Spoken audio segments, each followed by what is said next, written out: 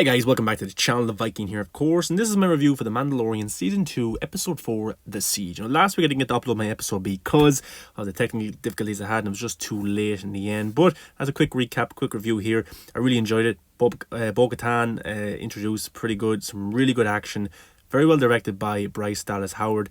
And each episode starts off where we kind of left off, and I really enjoyed it. The Frog Lady and her husband got to meet, have kids. Baby Yoda got to realise what eggs are actually, what they actually mean. And yeah, I really enjoyed it. I thought them getting the weapons off the ship was pretty cool. Some really good action scenes. Mando kind of realising that his kind of group of Mandalorians that he thinks are the real Mandalorians were actually a group that broke off, a cult, the Watch. So that was interesting as well. And a few name drops as well about Jedis that we'll get to in future episodes. But this episode was directed by Carl Weathers. I think he did a pretty good job. Loads of action in this episode as well. The same as last week. We're getting loads of action. And this just seemed like a simple plot. Of course, Mando, he reunites with Grieve and Cara Dune. And yeah, they have a good chemistry, good bond together, them three together, then Baby Yoda. So basically what they want to do while Mando is stopping through is there is a Imperial ship that they want to clear out. It's kind of left there. The planet they're on now, it's safe enough. They can do what they want. It's not really under siege per se, as the title episode would say. But what I really like is this episode kind of got turned on its head. The ship isn't as abandoned as they think, and it wasn't as easy as they might have thought to get the rest of the stormtroopers out of there. They realize that there's experiments going on in this ship, and we see that, and we get to see kind of a clone. They're doing a lot of cloning, and in that tank, for me personally, it looked like Snoke. I don't know about you, but it looked like Snoke in that water in the tank. Some people are saying Palpatine. I don't think so. For me, it looked very much like Snoke, and I'm interested to see how this goes forward. Now we get to see why they wanted Baby Yoda from the start. We got to see that scientist again. We got to see in the very first or second episode of season 1, and they talk about a high M count, which is a type of blood, and this blood is used probably for the cloning and maybe putting powers in people like Baby Yoda has. So that's very interesting. So will they get Baby Yoda by the end of this season? I think somehow they will obtain Baby Yoda. They want to do more experiments on him. They couldn't take enough blood the first time because he's only a small child.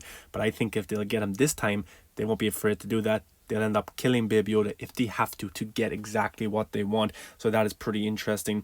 Yes, the cloning is all interesting. We got to see them armors at the very end, which Moff Gideon. So he's a pretty cool villain. I can't wait to see him unleashed when he actually goes at Mando, if them two ever fight or go off with each other. But yeah, the experiments is interesting. Is it Snoke? Is it Palpatine? What exactly do they want Baby Yoda for? What kind of clones are they making? And is this going to be a threat to Baby Yoda's life? Will Baby Yoda actually live out this entire series? That would be heartbreaking if anything like that does happen, because you can see Mando, he had to go back when he realized that what they were doing, why they wanted the child.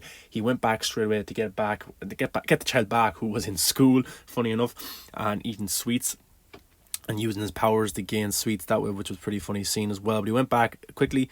You had Grief, you had Cara, they're fighting the stormtroopers, trying to get out alive, and then there's a big chase. And I thought the action was done pretty well. With the riders, them in that kind of ship as well, trying to get away. Their blaster gets kind of deactivated, gets knocked out, and so they have to kind of just get away. And it looks like they're about to be goners. It looks like they're about to be killed.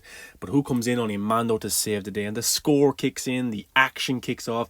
It's a pretty good scene. And it even got me hyped. I was kind of up on my feet cheering for Mando. And you know what? I kind of was like to Mando. I was saying to Mando, what are you doing? You got Baby Yoda in the ship with you. You're going to war with these other ships, with these stormtroopers.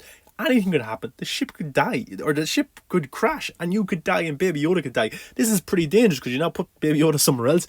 But it shows the cockiness and the confidence that the Mandalorian has. He believes in his own ability, that he can take out these troopers on his own, and of course he does, and they get away safe. Baby Yoda gets a little bit sick, which was another funny scene. But you can see that Baby Yoda is in grave danger, and Mando realizes this now. And he's off to his next mission, and the next episode is called The Jedi. So who will he meet? I can't wait for that episode. Lots of teases, lots of rumours about characters from the Clone Wars coming into it. And I don't want to spoil it in case you guys don't know yet, but I'm looking forward to it. But at the end scene, we got to see that Moff Gideon has a tracker on Mando's ship, and they know exactly where he's going. So next week's episode, they will know where he's going, and that could be pretty bad for Baby Yoda. Do I personally think that they will obtain Baby Yoda? I do. I think Mando will have to go on a mission to get Baby Yoda back, and that's going to be pretty heartbreaking when that scene does happen. That's what I just think will happen. And you can see that Mando really loves that child so much, like a father. And he can, even though we can't, I've said this before, even though we can't see his emotions, you can feel his emotions. But overall, this is a pretty good episode directed by Carl Weathers. Another good action-packed scene, and then move the story forward. Guys, I'm doing Instagram lives on Instagram, of course, at Movies That Matter. Come over there, give me a follow on that. I'm having a guest every single week breaking down the episode, a spoiler discussion. I was uploading them here to YouTube, but they're just pretty long. If you come and chime in with me on Instagram, we can talk about it. You can get into the comments and stuff like that. I'll probably aim to do that maybe Sunday, so keep an eye out for that on my Instagram. I'll say it in my stories, but give me a follow there. Guys, what do you think of this episode? I actually pretty liked it. I thought it was really good. Got me pumped. Give a like, guys. Subscribe. Get into the comments. Let me know what you have to think. My other social medias are in the description. But overall, this season of Mandalorian, I'm enjoying so much. Let me know if you really like it as well. Thank you for watching, guys.